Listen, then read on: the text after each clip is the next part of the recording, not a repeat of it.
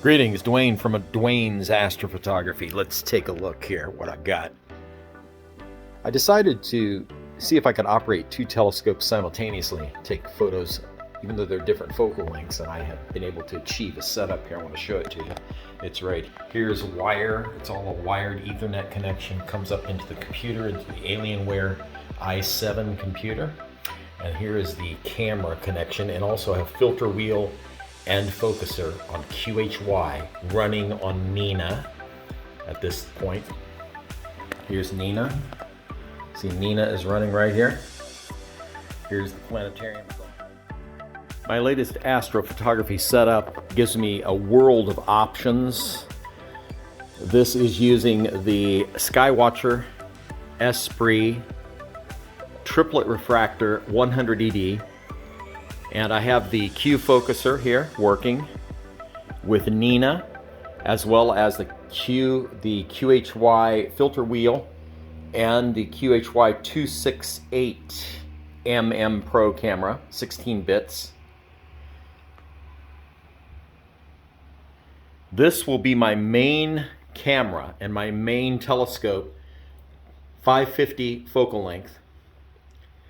Then on top of that, we have an ASIair system.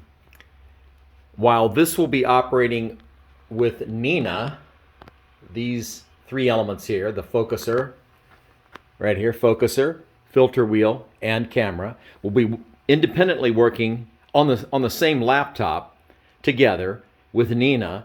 I will also simultaneously be taking shots with my Pallades 68 William Optics scope, which is a 260 focal length.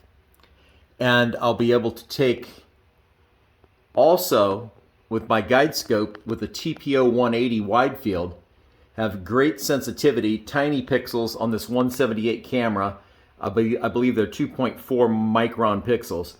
This has been working really well lately with my guiding. So I know it's a superb guiding system. The only thing that's not so good is this is a color camera, has the bare filters and not as much resolution, but it as a black and white. However, it is 6.1 megapixels. It's a large sensor. And so it seems to work really well with my guiding. And I can also put on the front of it a filter, possibly like a CLS filter or L Pro filter to get even better guiding when we're experimenting with that. This also has the focuser on this side, the EAF, which is of course an ASI product, ZWO product. And so these three elements here, actually four, will be controlled, including the mount, by this ASIair Pro. So it's quite a sophisticated, complicated system, and I'll get to the cons here in a minute. I haven't used it yet.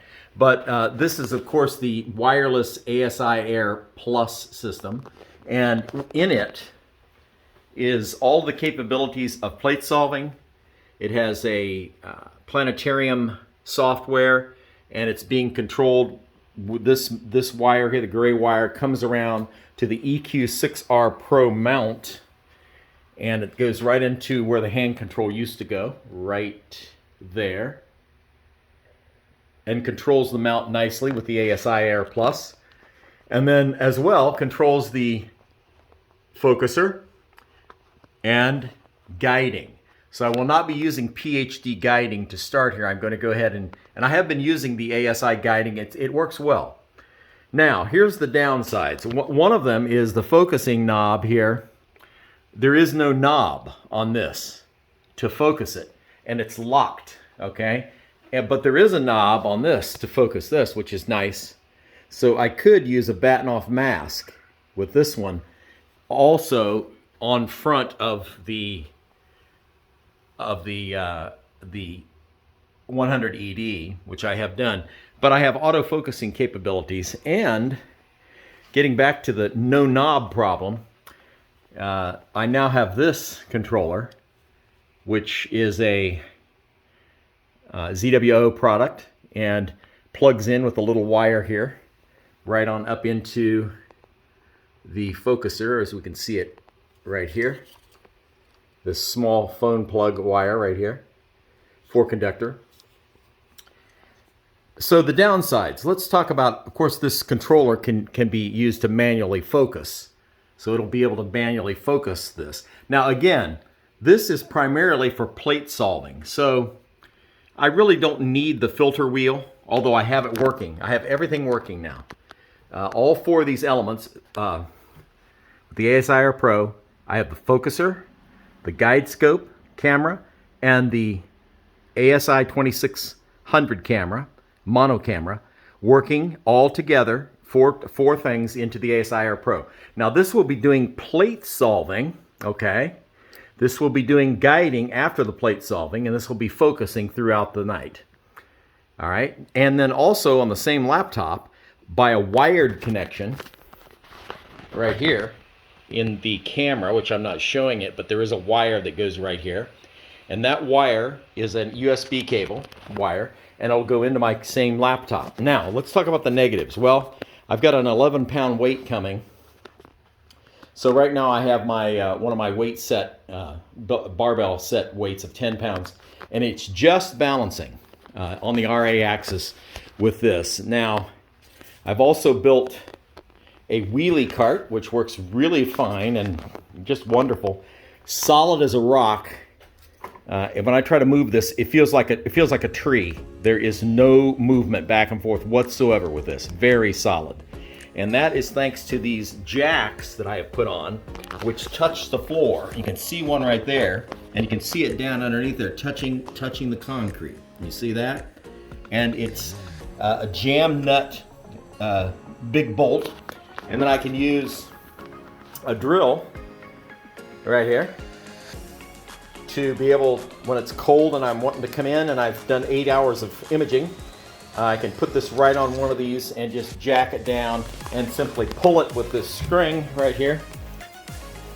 Simply grab the string and walk that baby right in from the outside to the inside in a matter of a minute or two. Okay, here's an example of how fast my rig now plate solves. Just now it's validating centering, slewing to the target position.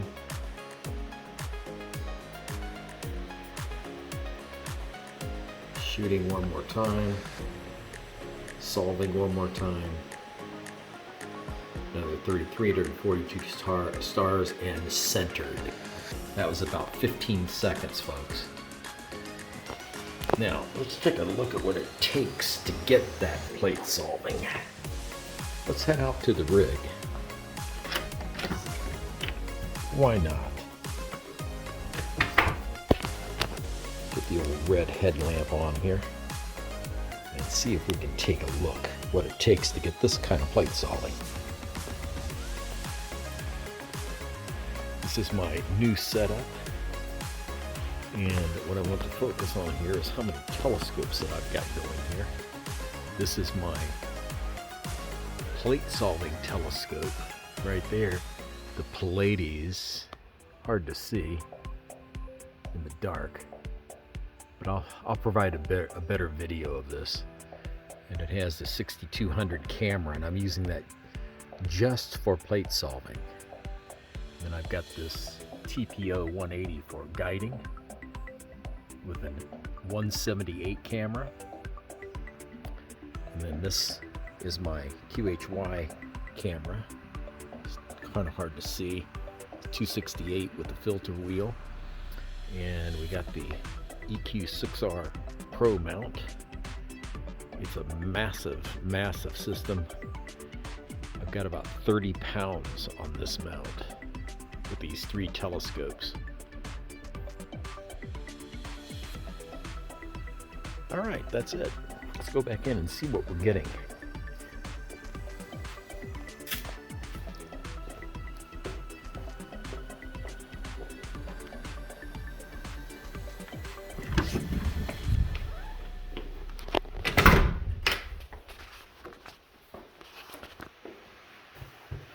All right, I've got this set up on the beehive cluster now because there's really not much else to take, to be honest. Let's see what we can do here.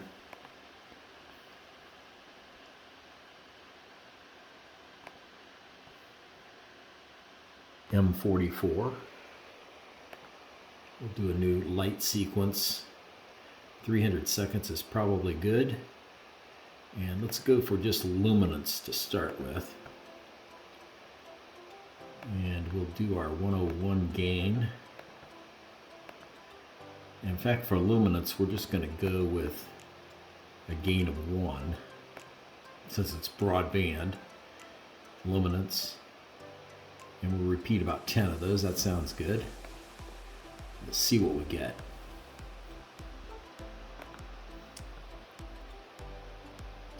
Make sure we got guiding going. It's our guide star. It's 4 arc seconds. It's certainly less than 4 arc seconds. Let's clear that off and look at it up here at the top. Let's see what we think. Oh yeah, definitely way less than 2 arc seconds. I'll take that all night long. All right, we're ready. And now we will hit the auto run button right here. That one.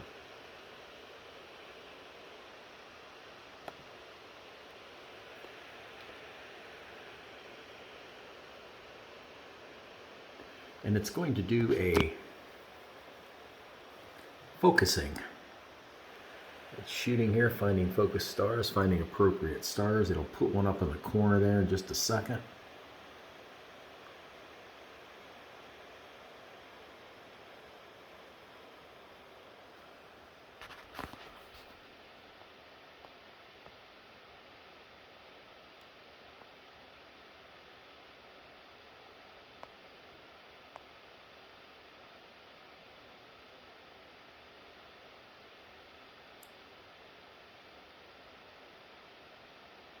There's our first star right there. And it's putting it up in the corner right there on the, looks like 2035. And we're down to 28, and it'll just keep getting smaller and smaller, and it's calculating a V curve. So eventually it'll drop down into a parabola, and it'll come up to this point here around 2, we hope, or less, as far as the star size goes. This is all being done automatically by the EAF, the ASI EAF focuser. It's a nice straight line.